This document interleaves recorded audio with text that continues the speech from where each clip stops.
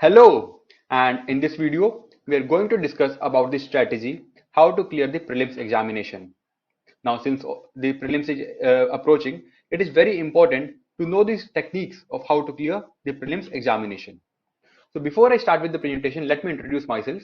I am Vasu Jain, and I started my preparation in August 2017, and since then, I have cleared all these examinations. Also, I would like to tell you that I am not an expert. This is just my opinion, the things which I have done in past, which have given fruits to me. So I will be sharing my strategy, the things which I have adopted in this presentation. Fine. So when I talk of prelims examination, the most important thing which I have developed or which I have found is the mock test. Mock tests are very important. So the uh, more the number of mock tests with good quality, with good time dedication you give, the better output you get. And in this, we would be seeing the mocks, the strategy, analysis, revision, all these things you would be going to see. Now, when I talk about the mock tests, we should know the why should we give mock test? What is the importance or relevance of mock tests? So I would say there are three basic purposes of giving mock test. The first being content, second strategy, and third pressure. When I talk of content, so any good mock test series, I will not take any name of any institute, but any good quality mock test series would have very good content. It will be ripe or full with the current affairs, static knowledge, and if you complete the whole series, almost uh, 90% of your revision would be done from that, right? So it is filled with content.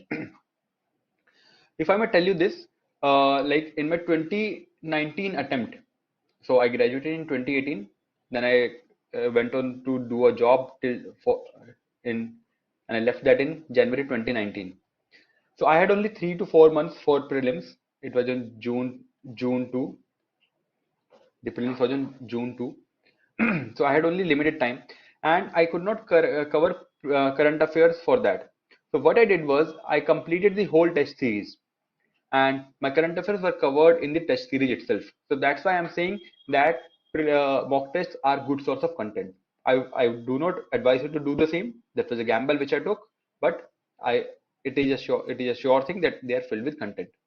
Second is strategy, and this we are going to discuss in today's presentation. When you give mock test, you get to know how many numbers of question you should be attempting, time management you get to know, and also the type of question you would be going through. So a strategy is developed by giving mock test. So the more the number of mock tests you give, the refined strategy you can get. And then is pressure. Now this is a very important thing. When I say these things, they contribute 70% to your success.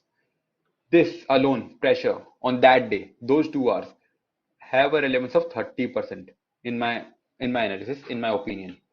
So the better pressure you can handle, the pressure of the exam, the pressure of clearing it, the time pressure, the peer pressure, all these things, the better you can handle at least on those in that 2 hour slot, the the higher chance of getting a question right is there. So if you are not able to tackle that pressure, you can even answer a question which you know incorrectly. That's why this is very important. And when you give mock test, when you sit in that environment, you develop that ability to work under pressure, to deal with that pressure, right? So there are three basic things which I think mock test helps us in, right? So when I'm talking about attempting a mock test, there are certain things which I follow. The first is take test in one single sitting. So you sit at one place and then you complete the mock test. You do not do it in parts. So many people do, they will do 10 questions today, 15, 20, 15 tomorrow, that way. So that is also fine, but I would suggest my recommendation that do it in one single sitting. And when you're doing in one single sitting, sit for complete 2 hours. Now this is very important. I've seen many students who would complete the test in 70 minutes, 80 minutes, 90 minutes, and then they will just leave the hall, the mock test, because in the final examination, you're not allowed to leave before 120 minutes. Now, what happens in this scenario is that you develop a habit of pacing your answer, of running through your answers, running through the questions.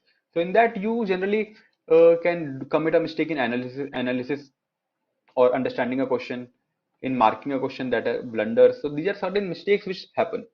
And also the other 30 minutes which you save, they are of no use to you, because you are not getting any bonus marks for saving extra time or saving the time. So rather develop a habit of sitting for 120 minutes complete and utilizing it. This is very important. I hope you are getting this point. So sit for complete 2 hours. Third is try doing the test in 3 readings. So first reading would be the short answers. Second would be wherein there are doubt between two options. And third would be taking the taking the taking your attempt to 95 plus categories. Now this is very subjective. We will be discussing about it in the later presentation. But I generally attempt 95, more than 95 questions. So this is the thing which I do, and you can also try the same. Finally, mark the answers in the OMR sheet itself. So many people do what they do is they will first mark the answer in the question paper, and then when they complete the question paper, then they will go to the OMR. That is also fine, but I feel there are certain drawbacks to it, like it takes time. Second, if there is one question which you marked incorrectly, for example, you left question number 20, and then for question number 21 you by mistake put that answer in the 20th slot itself. Then until and unless you realize that mistake, all the other questions would be incorrect for you, because you would be marking 22 in 21, 23 in 22 in that way. That series completely get lost. That you lose that. So I would say do it like mark the answers on the OMR sheet itself. It has one more advantage. So when you are marking in the OMR sheet itself, you know you cannot change it. You cannot change the answer. So once you have marked that OMR, the answer is fixed. Now you cannot do anything about it. So you do not tend to go back on the answer. In that way, you save time, right? So generally what happens is that you have marked an answer in the booklet. You mark the answer in the booklet. Then before going to the OMR, like putting it in OMR, you would have a tendency, एक बार पढ़ लेते हैं, let's read it once. So that thing would be eliminated if you are doing it directly on the OMR sheet. Right. Now we will be discussing about strategies, like how to start, how many questions to attempt. So I generally attempt more than 95. This is my strategy. I have devised it, and I will tell you how. In how many readings I do it in 3 readings, which I have discussed. Which all questions to leave. Now this is important, especially for the people who are targeting 95 plus questions. If you're targeting plus 95 questions, then you should know you need not leave any question. You have to attempt all the questions with the mindset that you are going to attempt it. You are going to answer it. Only those questions for which you have no idea, which are completely new to you, you can leave them. For example, if I ask you what is the capital of country Burkina Faso, you might know Burkina Faso is a country in Africa, but what is the capital? You are not aware of. The options are Timbuktu, Chinchponkli. Third could be Honolulu, and fourth could be none of these. Now in this, if you have not heard these names, then there is no point of attempting this question, because the names are not helping you anyway.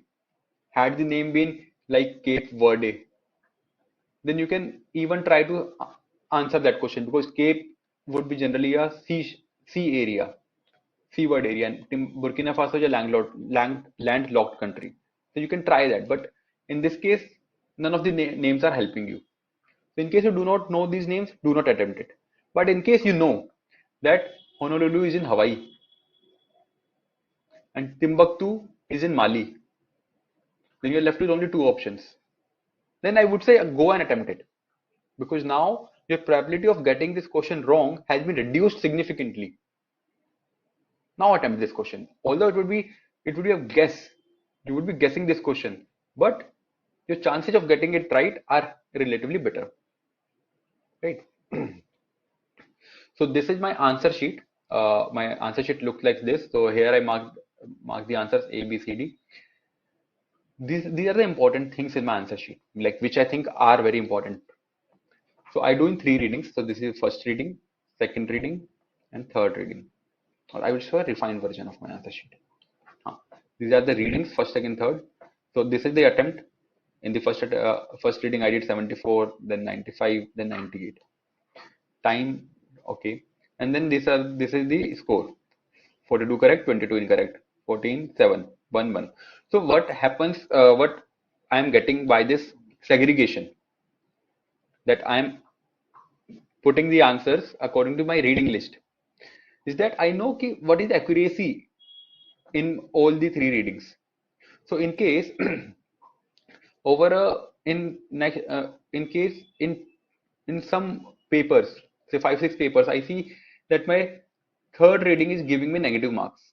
So had it been 3 1 3, then it would be a negative score, or it would be a zero score. Then I know that when I'm attempting the third reading questions, I need to be careful, right? In case my first reading is not giving me good success ratio, then I know that my short questions need to be checked again. I need to gather more information. This is the first thing. Second is, this is the table in which why my questions are incorrect. So if my question number 8 is incorrect, why is it incorrect? So is it because of lack of knowledge or revision, or I did the wrong analysis of the question? I could not understand the question. Or blunder in the sense, I did not read not in the question. The question was asking negative, I answered it positively. Excessive, I did not know the answer, but then also I tried attempting it. That Burkina Faso type example. And doubt, if I have a doubt in the question, and others. So this is how I check. And what it helps me in, I get to know where am I lacking. So in this test, it was a polity subject. I know that I need to do more of revision, right? If had it been more of excessive, then I need to know that my third reading need to be little under control. So in that way, I know where do I need to control myself, where do I need to improve myself. So this helps me with my improvement part, and then the static and current part to know where am I lacking. So this is how I analyze my answer sheet, right? Now I'm coming to the analysis part. So, and analyzing the answer sheet is very important, because and you should spend at least 3 hours. Well, if you're analyzing it comprehensively, it will take more, definitely, it will definitely take more than 3 hours. So I would say read explanation for the answers, because many times what people do is that they will just check A B C D whether it's right or wrong. They will not read the explanation, and they will calculate the final marks. Now, when you are doing this, there is a very high probability that you will not be coming back and reading explanation. You will just be satisfied with your marks, and you will not be reading it. And when you are doing this, your marks are not helping. The mock test is not helping you, because you do not know what questions are right for you, what are wrong for you. You do not know if your question is incorrect, why is it incorrect, right? So reading the explanation is very important. Your mock test is incomplete without this. And when you're reading explanation, it is very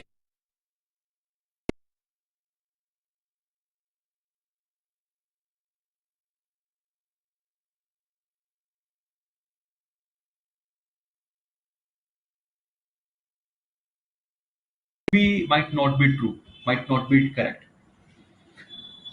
So even with the flow, even with the they come to the same conclusion, but and get the correct answer. But will this help in the final exam? Question is this: will this help in the final exam? So the answer would be no. In that scenario, it is very important that you read explanation even for the correct answers, so that you know that your reasoning is also very correct, is very sound, and then analyze the guessed answers like we have done here. How are you doing to how are you doing the third reading questions? This. Fine. Now comes the important part, that is revision. And this is a part which most of us are very bored of. We do not do it because it's very boring, it does not have great output, and we feel like it's a waste of time. But believe me, this is the key to success. The more revision you do, the better output you get, the better you learn, because without revision, your memory will just erase that thing which you have read. So it is boring but effective. And dedicate, if you can do this, try to do it. Dedicate 1 week, 1 day per week for revision. This is a very good practice. What I do is, at the night before sleeping, I do the revision of the things which I've read. So in that way, daily revision I am doing, and weekly I try to do it. And then I keep a track of my test papers in this format. So test number 1, 2, 3, 4. So these are test numbers. Correct, incorrect, my score. Then where am I lacking? This is a type of sheet which I've made in Excel, and it gives me a track of my progress. So what am I performing? Where am I lacking behind? So I can have a holistic knowledge uh, about my capability, or about my uh, preparation for the exam, right? So with this, I hope I have this presentation, this video was helpful to you. And the final thing which I want to say is that believe in yourself.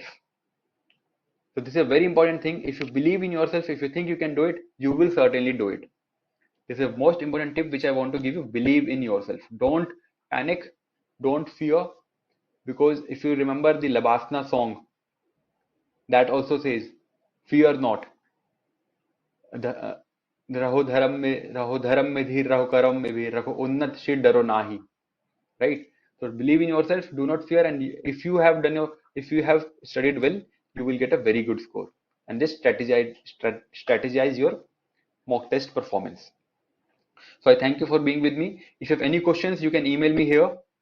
And thank you. All the very best, and keep practicing. Bye bye.